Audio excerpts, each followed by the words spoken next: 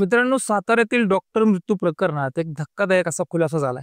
तिचा मृत्यू म्हणजे स्वतःला संपवणं नसून सुनियोजित हत्या असल्याची एक थेअरी समोर आणण्यात आली. ही थेअरी शिवसेना नेत्या सुषमा अंधारे यांनी काही पुरावे सादर करत मांडलेले. त्यामुळं या प्रकरणाची गूढता आणखीन क्लिष्ट झाली. सुषमा अंधारे यांनी पत्रकार परिषद घेत काही धक्कादायक खुलासे केलेत. पुरावे सादर करताना त्यांनी पीडित डॉक्टर तरुणीची अंतिम नोट आणि त्याआधी त्यांनी दिलेल्या तक्रारींचा हवाला दिलाय.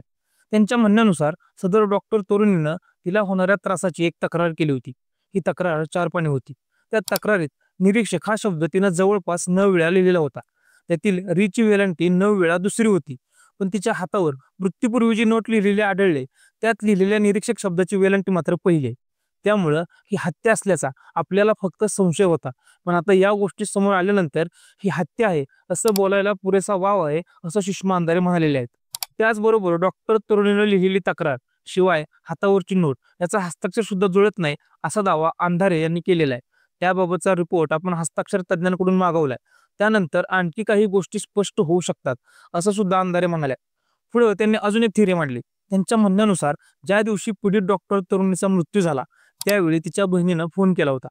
तो फोन त्यावेळी पोलिसांकडे होता. पोलिसांकडून तुमच्या बहिणीनं संध्याकाळी 7 वाजता स्वतःला संपवलं असं सांगण्यात आलं. पण त्याच दिवशी डॉक्टर तरुणीच्या बहिणीनं एक व्हॉट्सअप स्टेटस ठेवलेलं होतं. ते स्टेटस मात्र तिनं रात्री 11:06 लाईक केलं. जर त्यांच्या मृत्यूची बातमी 7 वाजता आली तर मग त्यांच्या मृत्यूनंतर त्यांच्या बहिणीचं स्टेटस कुणी लाईक केलं, असा प्रश्नही अंधारे यांनी उपस्थित केलाय. 7 वाजताच्या दुर्दैवी घटनेनंतर डॉक्टर तरुणीचा मोबाईल रात्री 11 वाजता कुणाकडे होता, ते स्टेटस कुणी लाईक केलं, असे प्रश्न उपस्थित होत आहेत. त्यामुळे पोलीस काय लपवत आहेत, ते कुणाला वाचवत आहेत, अशी विचारणा अंधारे यांनी केली. कुरुंदकर प्रकरणातही एका अक्षरामुळे संपूर्ण केसचा उलगडा झाला होता. त्यामुळं या केसचाही तसाच उलगडा होऊ शकतो, असंही त्या म्हणाल्या. त्यामुळे या प्रकरणात संशय आणखीन गडद झालाय. अशा स्थितीत त्यांनी महिला आयोगाच्या अध्यक्षा रुपाली चाकणकर यांच्यावरही टीकेची झोड उठवली. सर्वांसमोर चाकणकर यांनी व्हॉट्सअप चॅटची गोष्ट का सांगितली, तर कुणाला वाचवत आहेत, तुम्ही कुणाची सुपारी घेतली आहे का, तुम्ही सुपारी वाजवताय का, असा सवालही त्यांनी चाकणकर यांना केलाय. तुम्हाला महिलांसाठी आयोगाचा अध्यक्ष केले का कोणाला वाचवण्यासाठी? अशा संवेदनशील आयोगाच्या अध्यक्षांना तातडीनं पदावरून हटवलं पाहिजे, अशी मागणी देखील सुषमा अंधारे यांनी केलेली आहे. या संपूर्ण बाबींमुळे पुन्हा एकदा संशयाची सुई ही पोलिसांच्या दिशेने गेलेली आहे. त्यामुळं या प्रकरणाचा तपास करताना पोलिसांचा कस लागणार आहे. आता पोस्टमॉर्टम रिपोर्टद्वारे नेमकी कोणती माहिती समोर आली त्यावर पण थोडी नजर टाकू. एका वरिष्ठ पोलीस अधिकाऱ्याने दिलेल्या माहितीनुसार महिला डॉक्टरच्या शवविच्छेदन अहवालाद्वारे फास लागल्यानं गुदमरून त्यांचा मृत्यू झाल्याचं कारण स्पष्ट करण्यात आलेलं आहे. संबंधित महिला डॉक्टरच्या मृतदेहाचं पोस्टमॉर्टम एका अत्याधुनिक रुग्णालयात करण्यात आलं आणि त्यांचे विसेरा फॉरेन्सिक लॅबमध्ये पाठवण्यात येणार आहेत, अशी माहिती त्या अधिकाऱ्याने दिलेली आहे.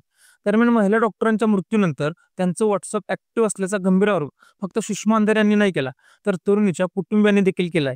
इतकंच नव्हे तर कोणीतरी त्यांचा फोन अनलॉक करण्यासाठी त्यांच्या फिंगरप्रिंटचा वापर करून त्यातील महत्त्वपूर्ण माहिती डिलीट केली, असाही दावा कुटुंबियांकडून करण्यात आलाय. त्यानंतर कुटुंबियांनी PSI गोपाल बदनेच्या आत्मसमर्पणावरही संशय व्यक्त केलाय. एका नातेवाईकानं असं म्हटलंय की पोलीस गोपाल बदनेचा शोध घेत राहिले. पोलिसांची 5 पथकं स्थापन करून वेगवेगळ्या ठिकाणी पाठवण्यात आली. मग मुख्यमंत्र्यांच्या फलटण दौऱ्याच्या 1 दिवस आधी आरोपींना आत्मसमर्पण कसं केलं? आम्हाला वाटतंय की त्यांना सर्व पुरावे नष्ट केले आणि त्यानंतर आत्मसमर्पण केलं. यावर आता पोलिसांकडून बदनेनं त्याचा मोबाईल फोन कुठेतरी लपवलाय आणि याबाबत त्याची चौकशी सुरू आहे, अशी माहिती दिली. पण एकंदरीत पाहता हे प्रकरण जितकं दिसतंय तितकं सरळ काही दिसत नाहीये. धनंजय मुंडे सुद्धा या प्रकरणाच्या खोलात जाण्याचा प्रयत्न करत आहेत. त्यांनी सुद्धा डॉक्टर तरुणीवर दबाव टाकणाऱ्या मुकदमाला समोर आणलं. त्या मुकदमाचे संबंध कोणत्या खासदाराच्या PAशी आहेत याच्या खोलात आपण जाणार असल्याचं त्यांनी सांगितले. आता तुमच्या प्रकरणावर काय मत आहे, कमेंट करून नक्की सांगा आणि अजून अशाच अपडेटसाठी आपल्या खडकराव चॅनेलला सबस्क्राईब करायला विसरू नका. धन्यवाद.